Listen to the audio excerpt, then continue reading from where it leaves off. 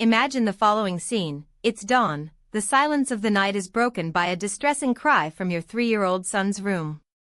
You wake up startled and run there, just to find it sitting on the bed, sweating cold, your eyes wide of terror, while there is a bumping phrases that freeze your soul. I can't breathe. The mine is flooding. I tried to save my companions. And then, with a voice that doesn't seem to leave a child, he looks straight at you and says, "Mom, I'm Jamie. I died in that mine." This is not a film plot. It is not an invented story to scare. This really happened in Monclova, Mexico, and what you will hear now will shake everything you think about knowing about life, death and what can exist beyond them. It was a night of October 2025. The fresh air of northern Mexico entered the cracks of the windows of the Hernandez house, a simple, working family, who would never imagine that his ordinary life would become one of the most documented reincarnation cases in the country. Emiliano, his only son, was born exactly 30 days after one of the greatest tragedies of mining in Coahuila. His parents, Marcela and Roberto, never forgot that date, as the whole region had been following the desperation of the 10 miners in the mine Pinabete, a coal deposit that collapsed and filled with water in mysterious circumstances. They lived in a modest 2-story house in the Bureaucratas neighborhood of Monclova. Roberto was a mechanic in a city steelmaker, and Marcela, a nurse at the local hospital.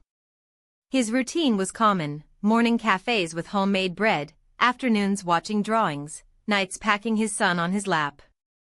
Emiliano had been a normal baby. He was hungry, smiled when he saw his parents, slept deeply. But at 2 years, strange things started to happen. Things that, at first, they ignored, attributing to passenger fears. The boy had an inexplicable dread of running water.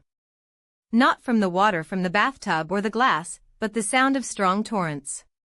When it rained a lot, Emiliano hid under the bed, trembling. If Roberto washed the car with the hose in jet forte, the child ran into the house, shouting. It was also panicked in closed places, in the mall elevator, in the car with the windows closed, even in the bathroom if the door was locked.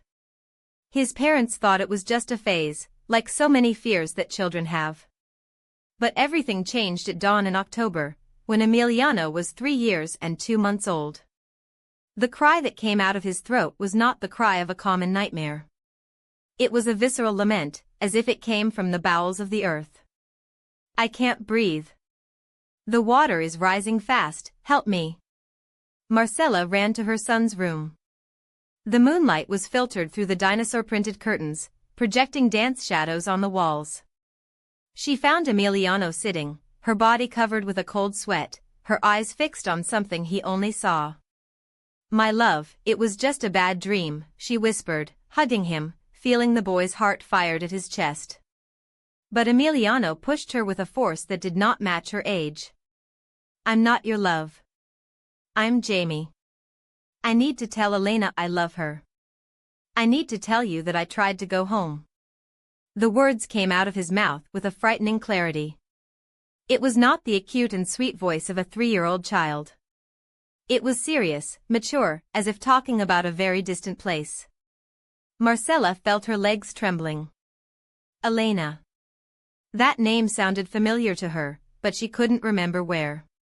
Fear climbed through his spine like a cold wind. Roberto appeared at the door, aroused by the screams, his unkempt hair, wearing the striped t-shirt he wore to sleep. "What is it, Emiliano? Is everything okay?" The boy turned to him with a look that his parents had never seen before. It was a tired look, loaded with deep sadness, incompatible with his young age. For a moment Roberto had the strange feeling of being before an adult man stuck in his son's body. "Dad Roberto, I'm not Emilian.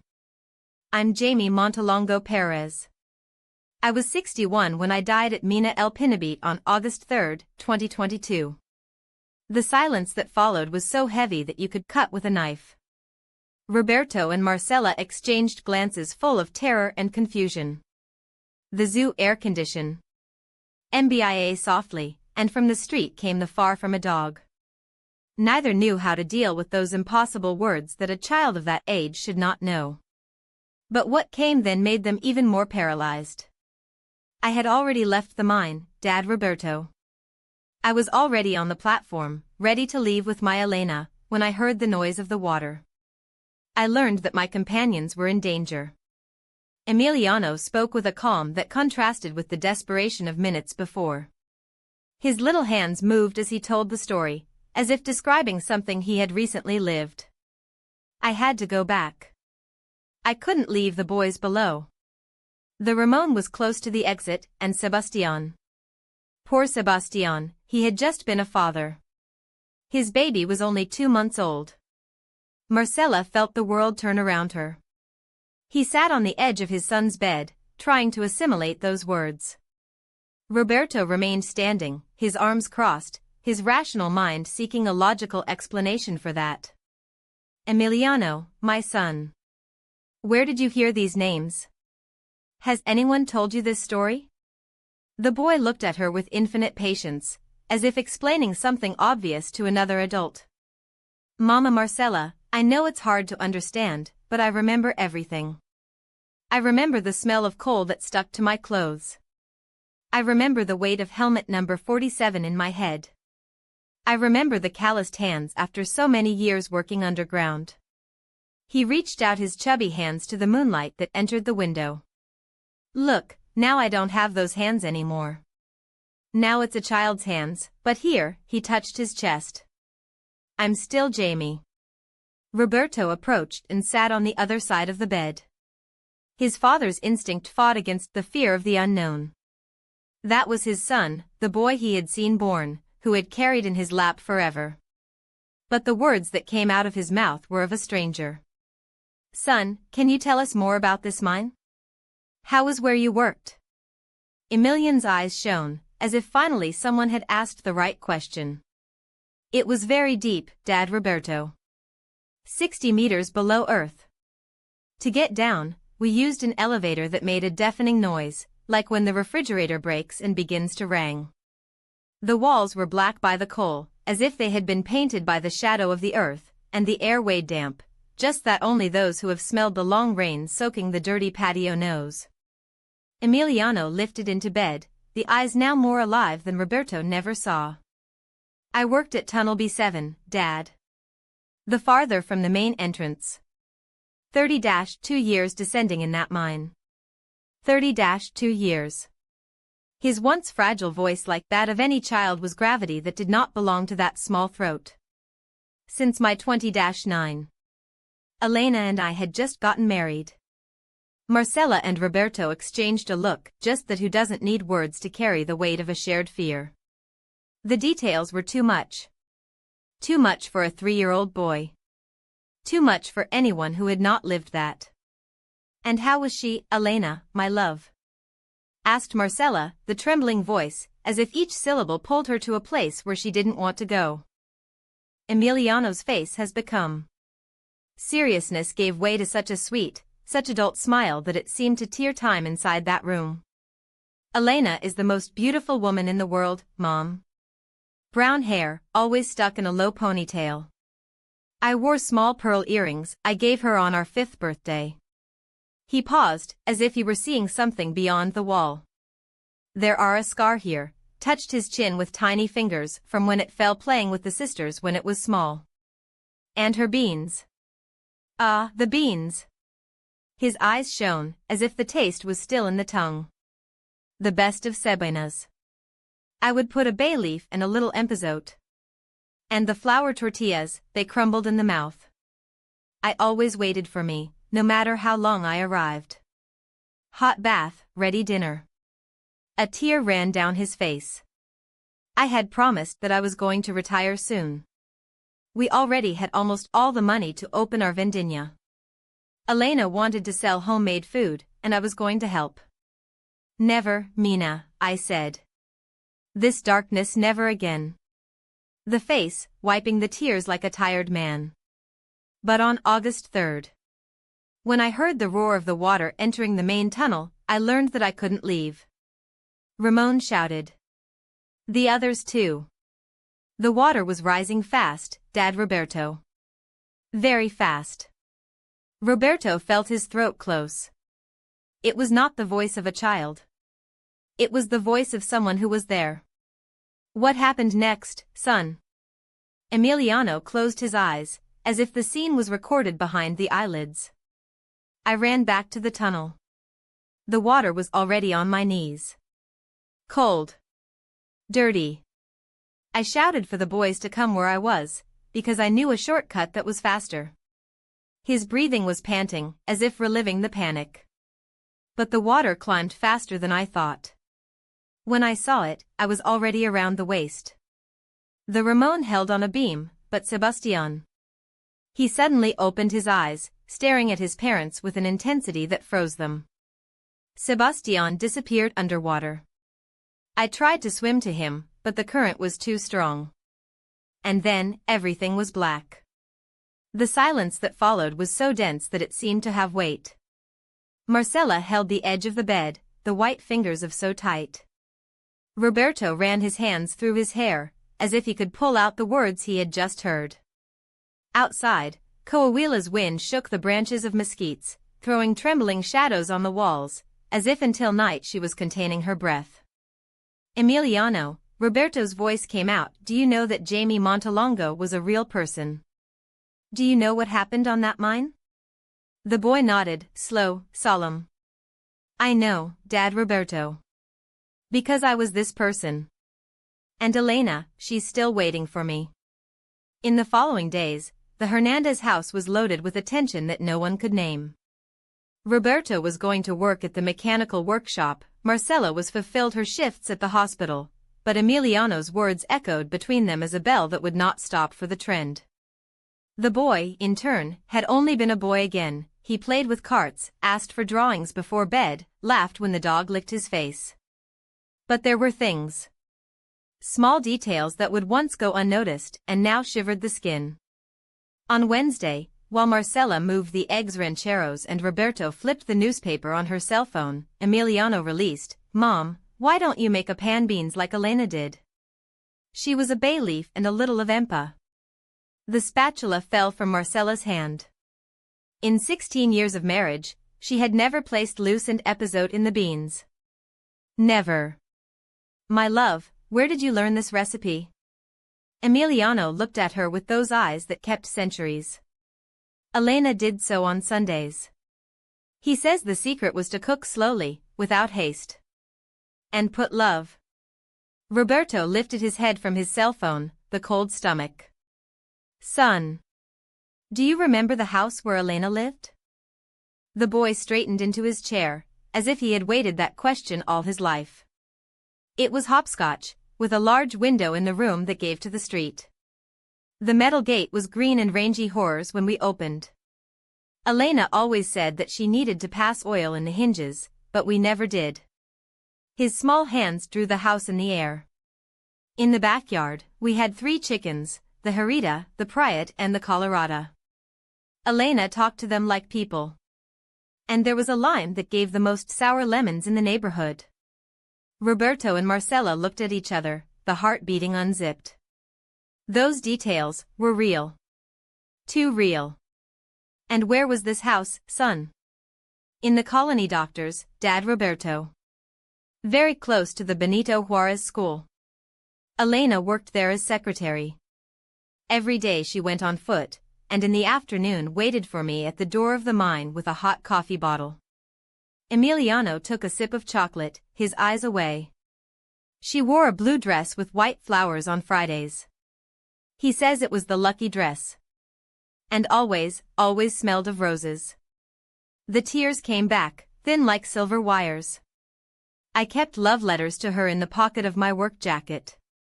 I wrote when I was bored in the mine, waiting for time to pass. I was talking about her, how much I missed her. She closed her eyes, as if read something written in memory. In the last letter, on the day of the flood, I wrote, My beautiful Elena, when I get out of the mine today, we'll celebrate. Enough for our business. Never wake up at 5 in the morning. Never get home again with black coal hands. The air in the kitchen was heavy. Roberto swallowed, his hands shaking. And what else did you write, Emiliano? The boy opened his eyes, and for a second, he was no longer a child. He was a man looking through time. I wrote that I was going to buy a bouquet of white roses on the way home. That she deserved the world, but while we couldn't give the world, we were going to give love. Every day. Silence.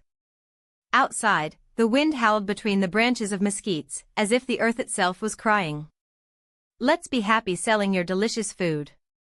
I love you more than my own life. And he signed, as always, your Jamie, who loves you. The silence that followed was torn by the shrill sound of a cup shattering on the floor. Marcella had let out her coffee and now stared at her son with wide eyes, as if he was seeing a ghost. Emiliano. You said you had a helmet with a number. 47, Mom. His voice was clear, firm, without the hesitation of a 3-year-old. Helmet number 47. It was my lucky number. I used it since I started working at Pinabete. Roberto got up from the table with a sudden movement, the chair gritting against the ceramic floor. Marcella, we need to talk. Now. They went out to the backyard, where the morning sun warmed the pepper plants that it cultivated in clay pots, as if the world outside was still normal. Roberto, this cannot be coincidence, she whispered, giving a look at the house, making sure Emiliano would not hear them. The details he is giving are too specific. How would a 3-year-old know about love letters written by a dead miner? He ran his hands on his face, feeling the weight of something he couldn't explain. There has to be a logical explanation. Children absorb information from everywhere.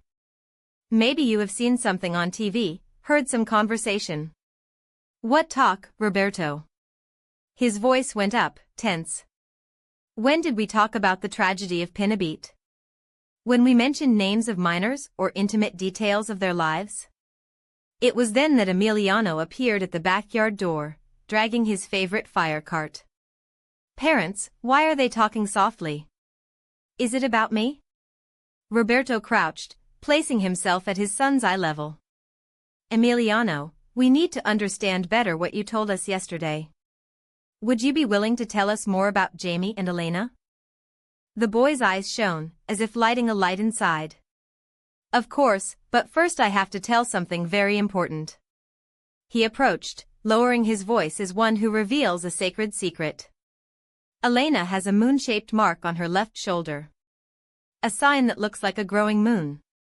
I always said it was where God had touched her before sending her to the earth. The world stopped. Roberto and Marcella felt the floor open under their feet. And how do you know this, my love? Marcella asked, the trembling voice like leaf in the wind. Emiliano smiled, with the purity of those who do not understand the weight of their own words.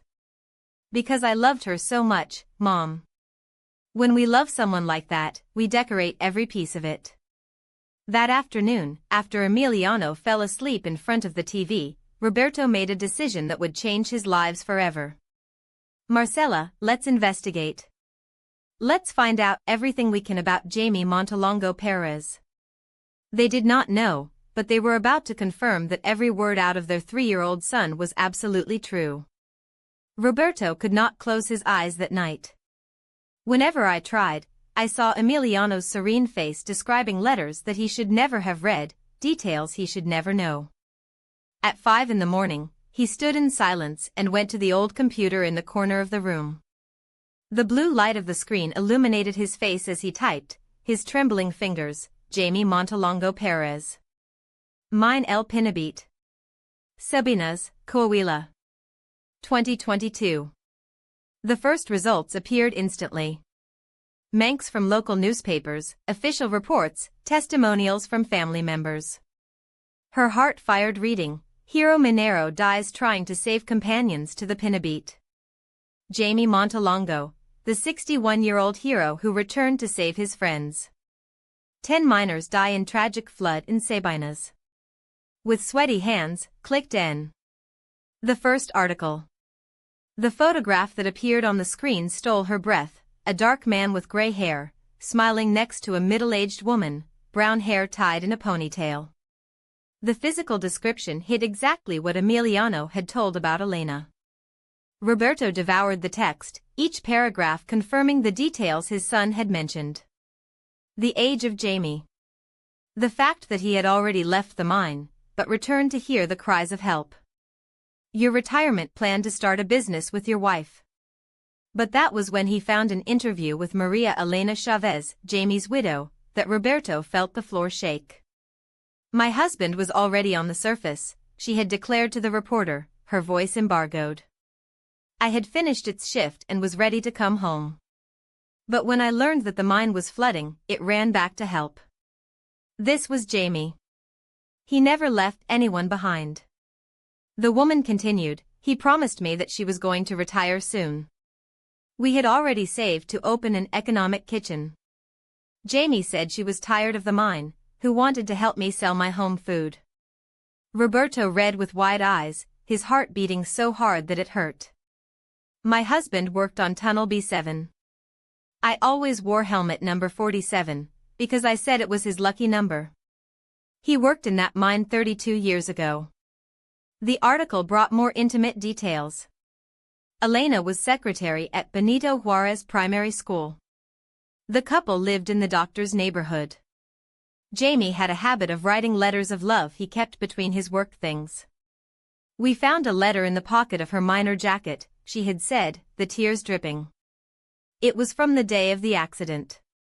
He said that when he left, we were going to celebrate, that he had already gathered enough money for our business. He signed as always, you Jamie, who loves you. Roberto pushed the computer's chair dizzy. Absolutely everything Emiliano had told was there, confirmed, recorded. Marcella appeared in the room, rubbing her sleepy eyes. What are you doing so early, love? He looked at her with an expression she had never seen before, a mixture of terror, astonishment, and such a deep confusion that it seemed to have crashed her soul in the middle. Marcella. Come here. You need to see this. She approached the screen, and as she read, the blood was abandoning her face. My God, Roberto. Everything that Emilian said. Everything is true. He pointed to a photograph, Elena Chavez on her husband's funeral, wearing a blue dress with small white flowers. The blue dress with flowers, Marcella muttered, her voice failing. He said Elena wore such a dress on Fridays. Roberto continued to sail until he found a more detailed report about the accident. There was, Ramon Gutierrez, one of the dead miners, had been found clinging to a supportive beam, just as Emiliano had described. And Sebastián Morales, another victim, was the father of a 2-month-old baby at the time of the tragedy. Roberto, that. Marcella's voice got lost in the air, as if the words were not enough to contain what they were both feeling. It was not coincidence. It was not imagination.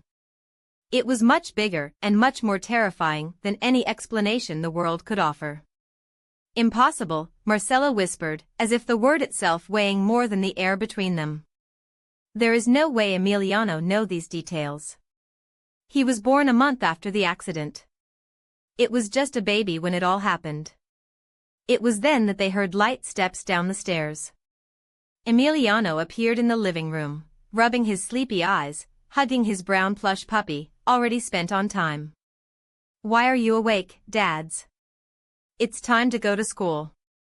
Roberto and Marcella exchanged a loaded look of something that had no name. Emiliano, come here, my love, called Marcella, extending her arms. The boy nestled on his lap, and Roberto turned the computer screen toward his. Son, do you recognize this person? In the photo, Elena Chavez's face watched them, accompanied by the newspaper's headline. Emilian's eyes shone not like those of a curious child, but like those of someone who recognizes lost love. It's Elena. It's my beautiful Elena. He slid his mother's lap and approached the screen, touching the woman's face with small, almost reverent fingers. She's so sad. Here. Of course, it's because I died and she was alone. Roberto felt his throat close. Emiliano. Do you remember the house where you lived with Elena? Of course yes, Dad Roberto. The boy smiled, as if the question was obvious. Do you want me to draw for you? Without waiting for an answer, he ran to his room and returned with a wax box and a blank sheet. He sat on the room and began to draw lines with precision that froze his parents' spine.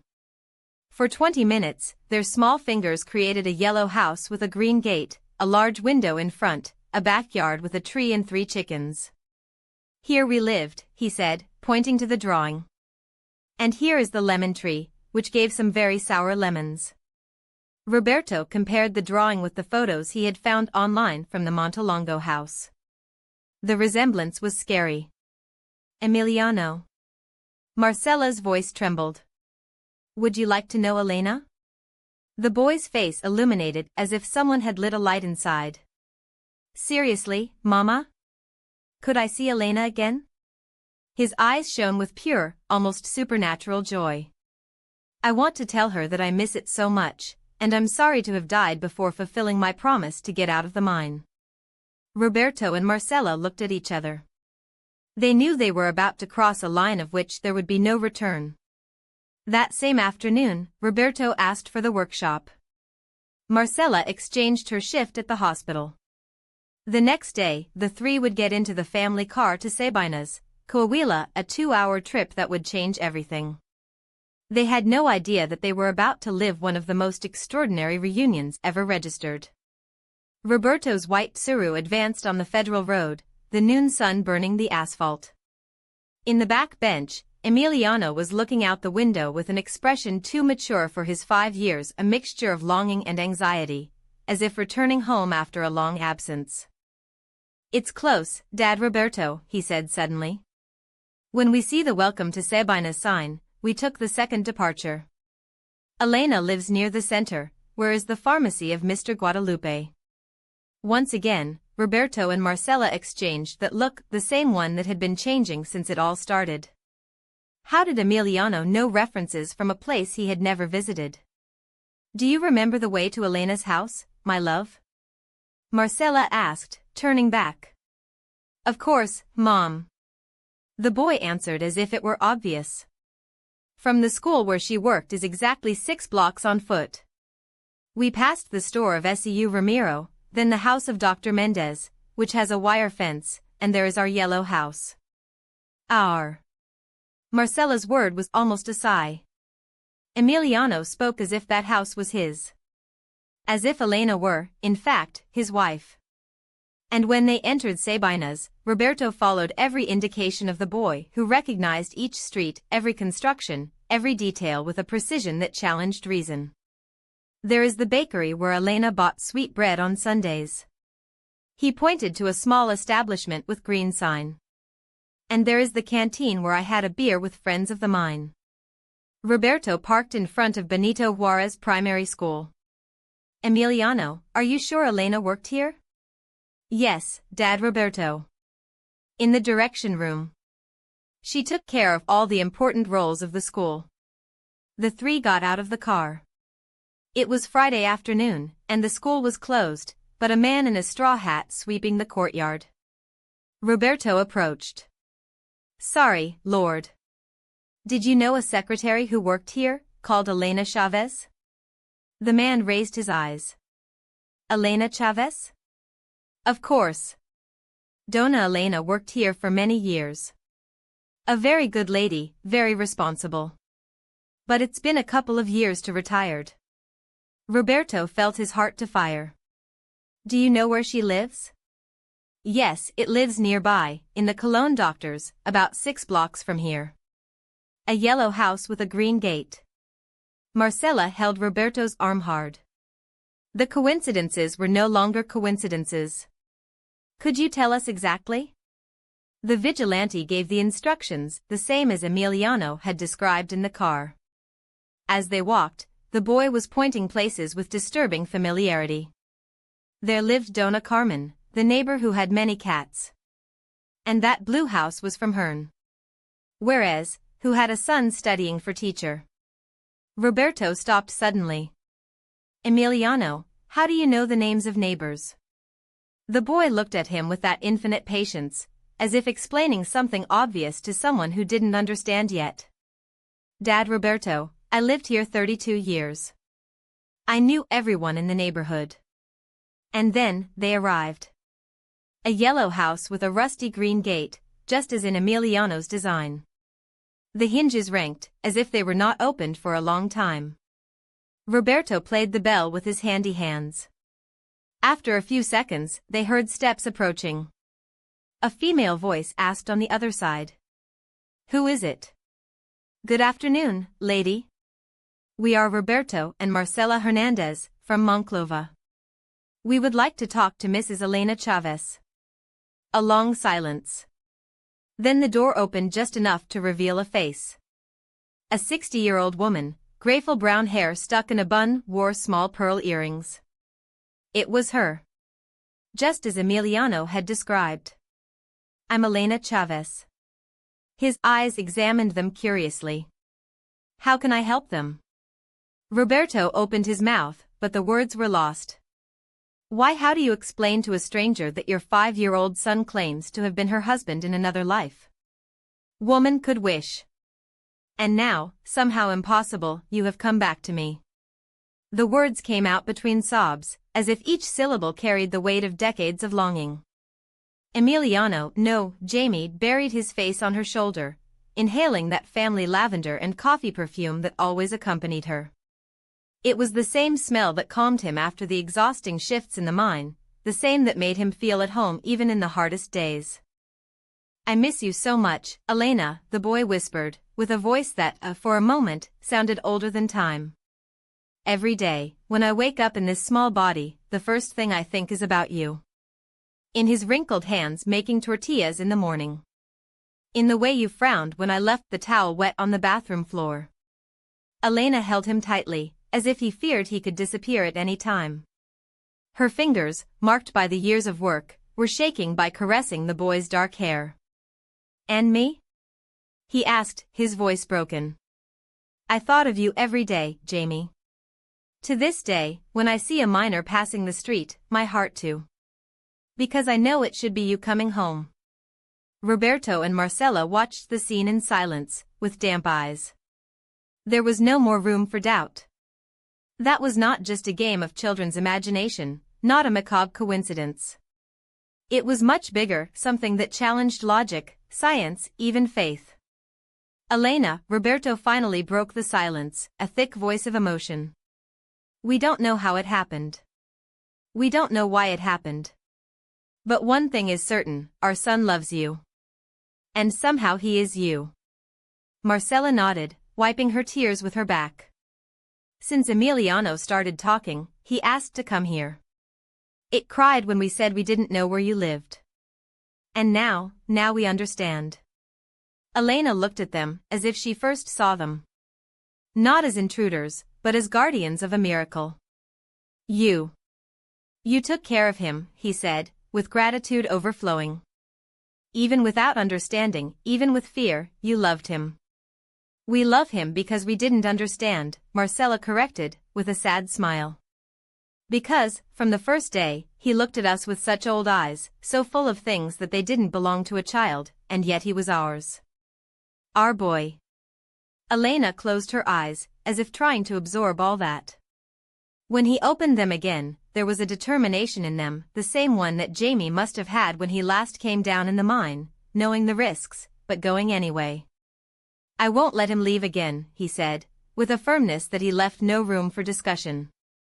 "Not this time." Roberto and Marcela exchanged a look. They knew what that meant. It was not a threat, nor a request. It was a promise. And for the first time since everything started, they were not afraid. Because somehow Jamie had finally returned home. Elena felt the weight of those billets in the palm of her hand as if they were the last evidence of a love that death could not erase. The air in the room had been dense, loaded with the true, none of them could ignore it anymore. They were not coincidences. They were not fantasies of a distressed mind. It was him.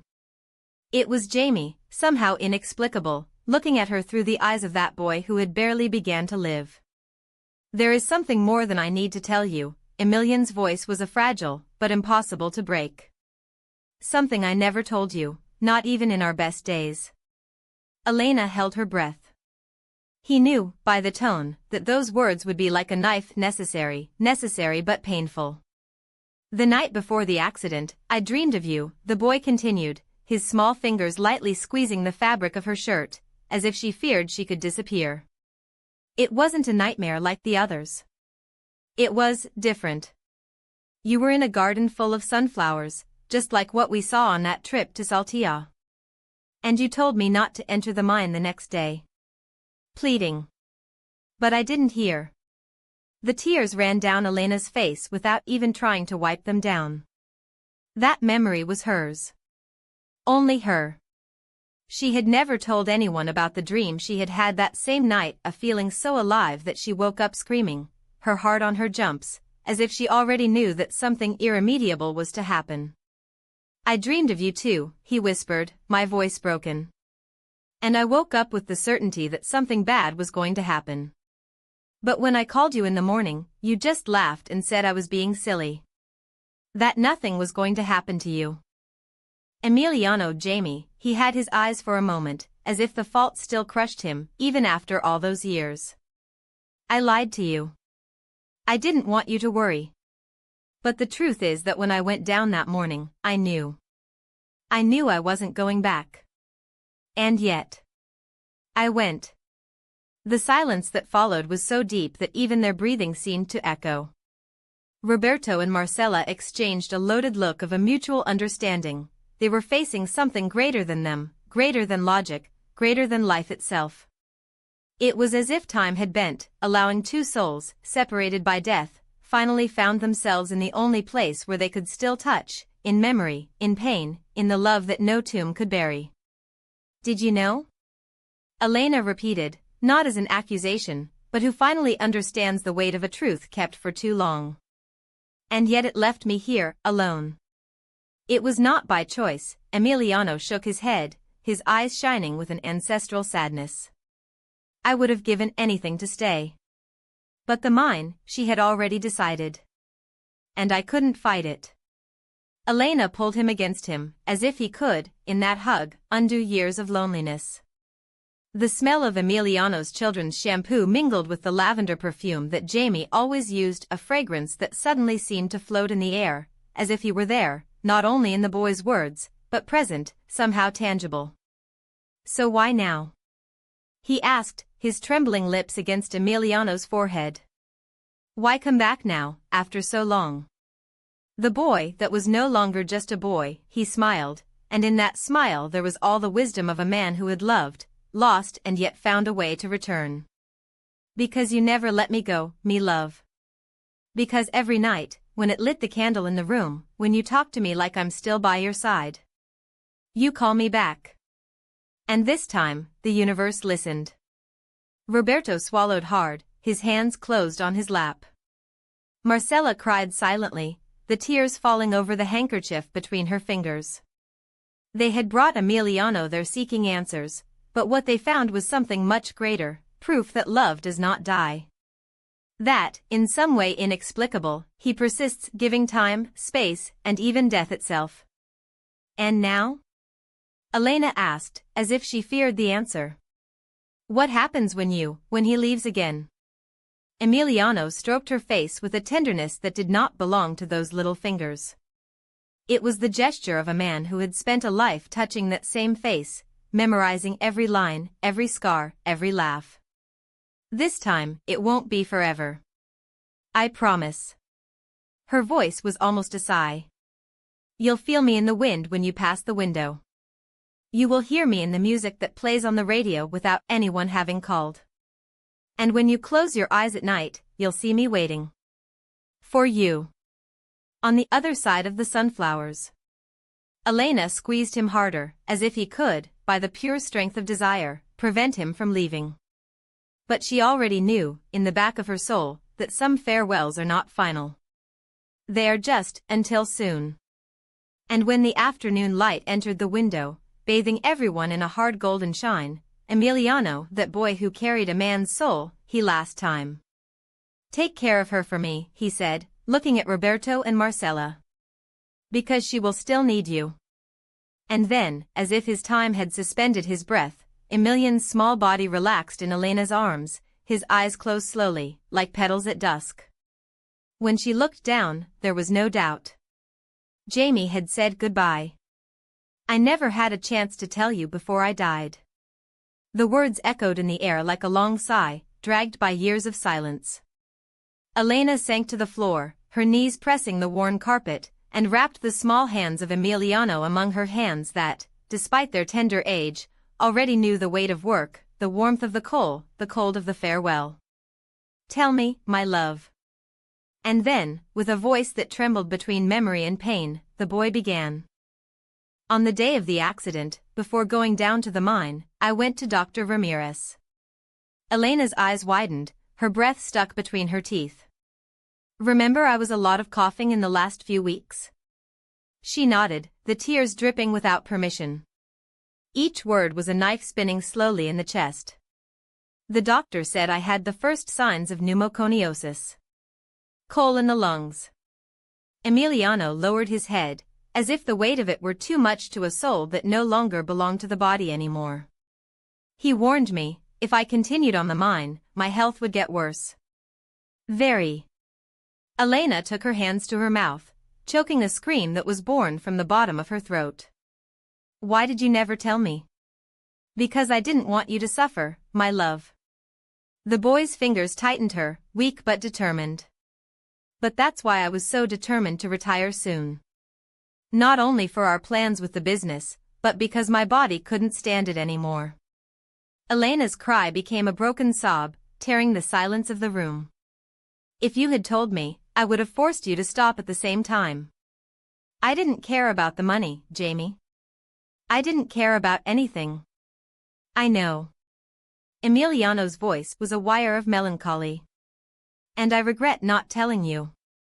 But I wanted to make sure we would have enough before I left.